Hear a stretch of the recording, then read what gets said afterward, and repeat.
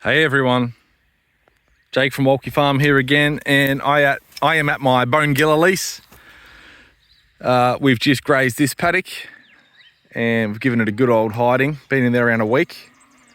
You can see all the thistles coming up, and we affectionately call this paddock thistle paddock, but we've probably cut the number of thistles down in there by probably 70-80% from when we first got here, just through a bit more controlled grazing and leaving down a bit of ground cover, getting some nutrient cycling going. We're about to come into this paddock, which I haven't actually grazed before. This landowner has a 100-acre freehold down here and a 200-acre grazing license over there, and I don't have that grazing license. I'm on the freehold lease behind us, and these double gates have traditionally been open to let those animals on that 200-acre grazing license have access to water, and not just constantly in the billabongs here.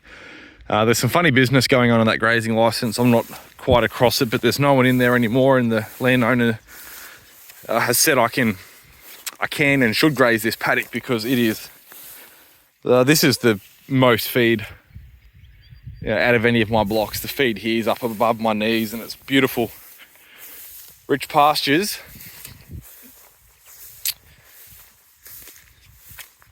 And it's right near all the homesteads. You know, there's the main residency, the cattle yards, and a couple rentals here that are tenanted. And being where we are, they'd like to keep this down a bit shorter this time of year to be on the front foot of any snake activity. Always something in Australia trying to kill you. Normally something small, not many big things try to kill you here. It's always little slippery things, things with scales, things with too many legs. So this mob here at the moment is made up of about 14 first cross steers, a few jerseys, Kai, my Nguni Bull, who's my favourite bull, and a bunch of animals that I custom graze. So they're actually owned by the landowner here and a few of his mates, and they're Murray Greys and square meters, which is kind of like a line of Murray Greys. There's a calf that we have produced, and there's one of the mamas behind it. You can see they're beautiful animals. They're short, stout animals. This gate's got to open the inappropriate way. Look at all my little Nguni calves. These are all first crosses. That's actually a purebred bull calf. The rest are first crosses. There's Kaya. Isn't he a beautiful animal? Righty everyone. I'm actually going to shut them in here because I'm away for a couple days and I won't get to this block over the weekend. Here's a little calf that was just weaned.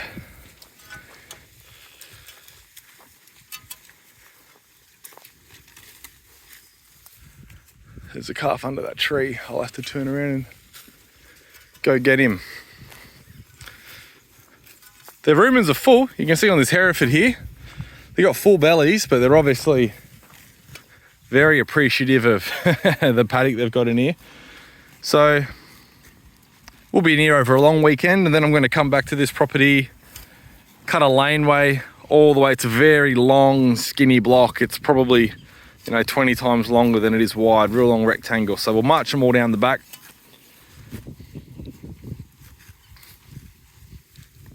Beautiful shine happening. And guys, I'm so impressed with these square meters, they call them. I believe it's just a project out of the Murray Grey genetics. They're bred short and stout.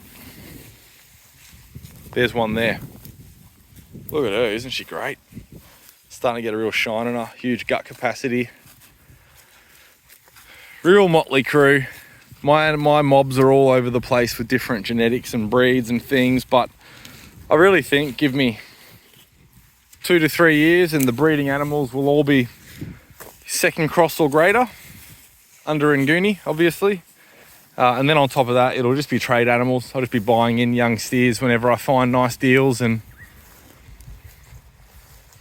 fattening them up for our little job at the butchery.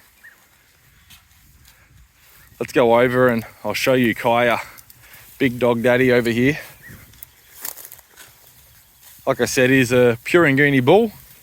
He is probably almost 4 years old. He was purchased from Edwin Roos at Henham and Nguni, and Edwin's located at Gundaroo, which is just north of Canberra, not very far away from us, 3-hour drive.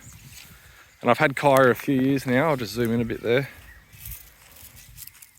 He's one of 3 mature Nguni bulls that we have. He's shorter than Bomvu and a lot thicker and wider. I think he's a fantastic animal. Not only is he brilliant, beautiful, but his temperament's pretty kind. He's been on this block for a while now. We're actually going to be loading him in a month and taking him home to our Wamargama property where we live to join the heifers that we have there. So we're looking forward to having him at home for farm tours, bit of paddock candy. People always love looking at a nice looking bull. He's pretty clean, nice thin tail. But he's just been, I know bulls always shine, but this guy has just been glowing and fat. It's been a hard season here, folks. Autumn, winter was challenging, and this block was probably my hardest to manage, actually. It probably is the most bountiful in a good season and probably the hardest in a bad for whatever reason.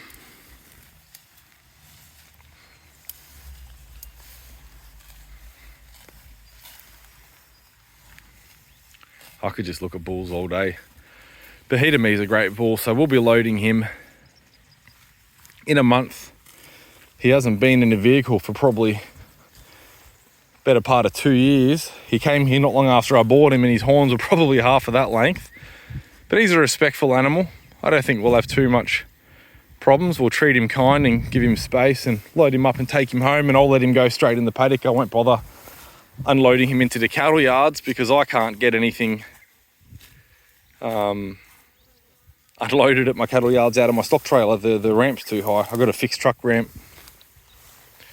5th calf of 2020 is how Edwin tags them there, and you can see he's got the branding. Edwin's brand is a shield with cross spears behind it.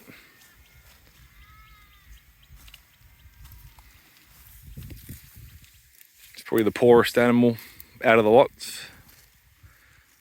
Finally putting on a bit of weight, probably a little bit wormy.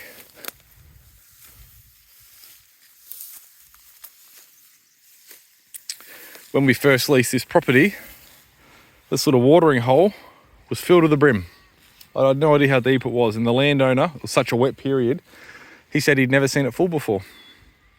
Landowner here, his family has been here since settlement. He lives in the homestead here. I'm pretty sure I saw in the brickwork above the front doorway 1880. The street we're on is his family name, and so he's been in that house his whole life. And there's half a dozen holes like this on the property, and they were all overflowing. And when I moved here, I thought, look how much water this place has. And there is a lot of water. A very reliable bore here. But he said, you won't see them full again, Jake. And he's right, they're gone. Hey, Jersey girl. Your udder looks good, hey? Quite often these choppers have udder issues.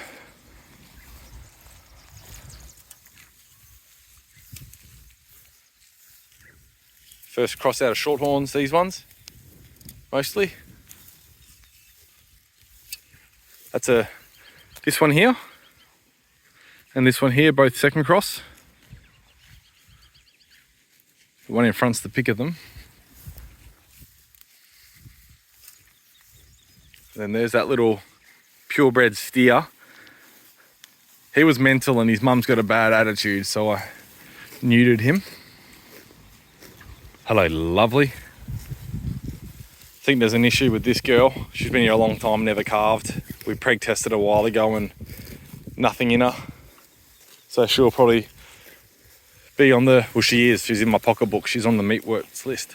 This beautiful Jersey here, this steer is actually a first cross as well. So that's a first cross Jersey and Nguni steer. He's the only one that has that colourway. No new calves since I've been here last time. Anyway, you guys enjoy your tucker. I'm going to lock you in. I'm going to lock you in, darling. You're beautiful. Hey? Hey? Righty guys, little herd check at Bonegilla. Hope you enjoyed that. Hope this weather holds. Bloody beautiful.